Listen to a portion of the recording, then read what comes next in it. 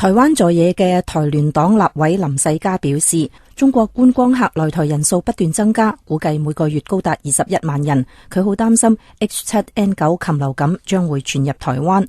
疫情都被低估嘛，他也沒做，中國現在第一個是也沒做內流感篩檢，所以他看起來那個死亡率。佢話疫情都被低估，中國而家亦冇做類流感嘅篩檢，睇嚟死亡率好高，唔清楚係邊一種鳥感染，而且五一長假期就嚟到啦。中國衛生部門本星期二最新嘅統計指出 ，H7N9 嘅感染人數係108例，其中22人已經死亡，致死率達到20%。台灣衛生處長邱文達指出，目前喺飛機上已經加強宣導，並且喺機場、港口進行更嚴格嘅篩檢。佢話：我想這個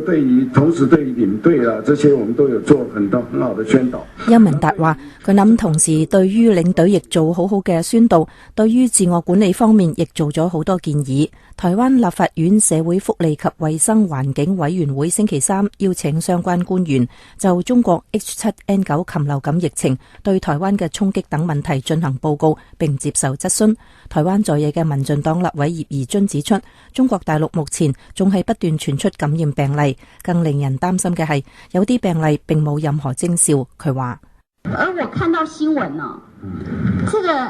H7N9 呢，它有潛伏期，甚至葉宜津話佢睇到新聞 H7N9 有潛伏期，甚至喺上海亦有一個例子，7歲兒童係帶源者，但係完全冇徵兆就傳俾佢嘅家人。葉宜津仲話，預防重於治療，為咗杜絕任何可能嘅病源進入，台灣應該將中國列為旅遊警示區。邱文達則表示，目前兩岸之間嘅往來冇限制，世界衛生組織亦尚未將中國列為旅遊警示區，台灣必須依照該組織嘅規定嚟辦事。不過台灣衛生署疾病管制局指出，一旦中國出現 H7N9 人傳人嘅情況，以及持續性嘅社區流行現象，就有可能被列為旅遊警示區。大陸觀光客舊年赴台人數突破200萬，比前年成長50%。台灣政府本月開始仲放寬陸客來台限制，從每日5000人嘅配額調高到7000人。